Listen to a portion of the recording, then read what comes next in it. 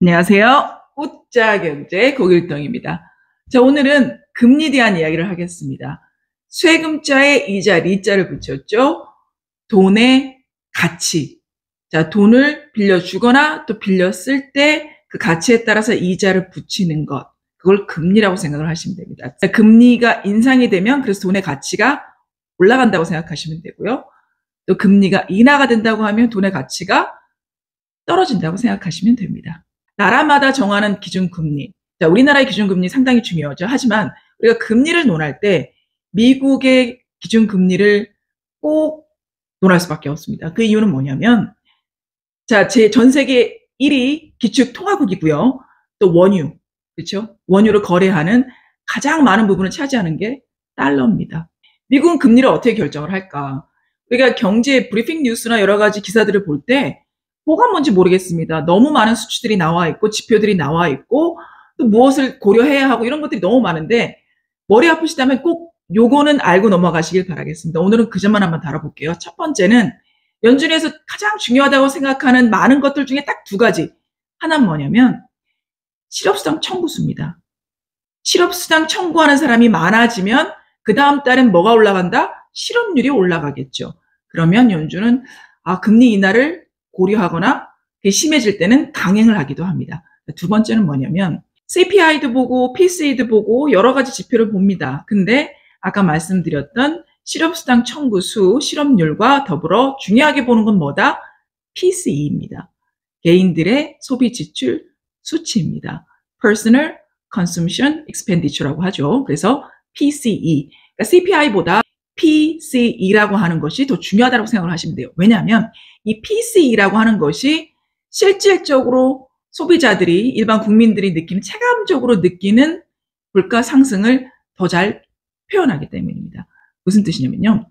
우리가 일반적으로 소비를 할 때, 어떤 마트에 가서 물건을 살 때 CPI 같은 경우는 뭉뚱그려서 이제 계산을 한다라고 하면 PCE는 더 세부적으로 민감하게 그것을 나눠서 계산을 합니다. 소고기를 더 많이 샀는지, 돼지고기를 더 많이 샀는지, 그죠? 우유를 더 많이 샀는지, 그게 비싸서 대처할 수 있는 다른 것들을 샀는지, 이런 것들을 구체적으로 조금 더 세밀하게 계산을 한 수치가 PCE라고 생각을 하시면 됩니다. 그래서 연준은 그거를 조금 더 민감하게 본다라고 이해하시면 돼요.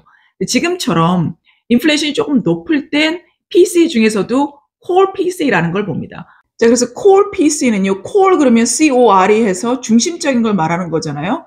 그래서 중심적인 PCE, 개인 소비 지출 지수라고 생각을 합니다. 가격 지수라고 생각을 하시면 되는데, 변동성이 큰 식품, 그리고 연료, 에너지를 뺍니다. 요거는 가격이 비싸도 우리가 꼭 차에 기름 넣어야 되고, 그리고 먹어야 되잖아요. 그죠? 그래서 그거를 뺀 진짜 배기, 변동성이 좀 작은 품목들을 모아놓은 수치입니다.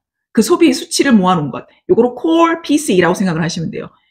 요런 것들은 모아놨는데, 변동성이 작은 것들은 모아놨는데, 얘네들이 물가가 계속해서 오른다라고 봤을 때는 인플레이션이 잘 잡히지 않겠구나, 장기화 되겠구나라고 예측을 하고, Core PCE가 변동성이 작은 아이들을 모아놓은 이 아이들이 상승률이 조금 둔화된다. 그죠?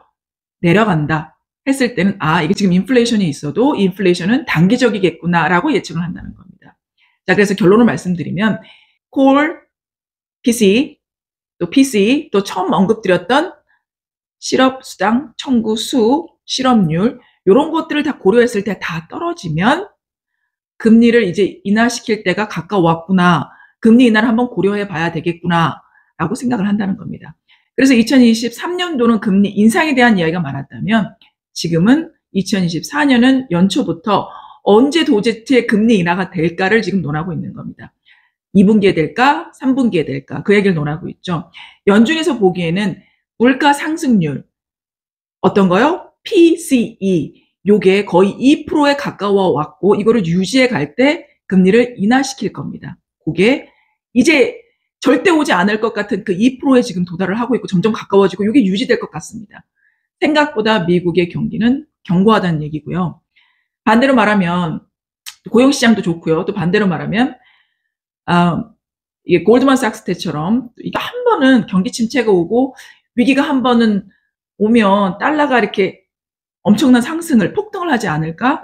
또 미국이 투자 기회를 노리고 계셨던 분들, 그때만 기다리는 분들이 혹시라도 계신다면 그분들에겐 안 좋은 소식입니다. 미국의 경기가 견고하고 실업률도 탄탄하고 이래서 연준의 파월 의장이 말하는 것처럼 연착륙 시킬 거야, 스무스하게 랜딩 시킬 거야 라고 하는 말처럼 정말 이루어진다면 달러가 폭등하는 일은 사실은 현실적으로는 없는 게 이론적으로 맞습니다.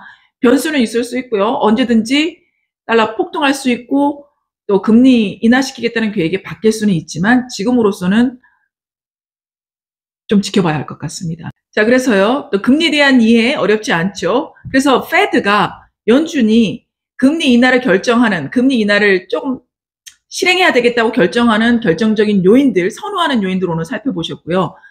결코 오지 않을 것 같은 페드의 인플레이션 타겟, 그죠? 물가 안정 지수가 2%대에 접어들고 그것이 가까워지고 실행되고 있습니다. 그래서 2분기나 3분기에는 금리 인하를 단행할 것 같습니다.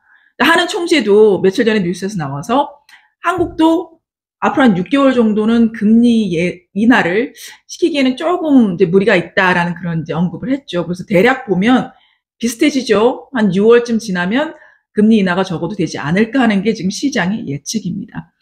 머리 아프고 복잡하고 모르겠고 하더라도 우리가 투자라는 걸 하고요. 또 환율이라는 걸 이해를 하기를 원하신다면 금리는 아셔야 해요. 특히 미국 기준금리는 5.5%, 우리나라 지금 3.5%에서 2% 이상의 차이가 납니다. 요거는 기본적으로 이해를 하셔야 합니다. 다 잊어버리셔도 되고요. 자, 실업률, 그리고 또 뭐요? PCE, 콜 PCE. 요 수치 나올 때마다 수치가 안정적이고 내려간다. 연준의 목표치는 2%에 가까워지고 있다. 그러면 금리 인하가 곧 될 수도 있겠구나 라고 이해만 하셔도 충분합니다. 다음 편에서는요. 금리 인하가 되면 미국 금리가 인하되면 한국 금리하고 무슨 상관인데 대한민국에 사는 나한테는 도대체 그 금리라는 게, 금리 인하라는 게 어떤 영향을 미칠까? 금리가 인하되면 나한테 좋은 건 뭐고 나쁜 건 뭘까? 그 점에 대한 이야기를 또 한번 심플하게 다뤄보겠습니다. 자, 도움이 되셨길 바라겠습니다. 지금까지 웃자경제 고길동이었습니다. 감사합니다.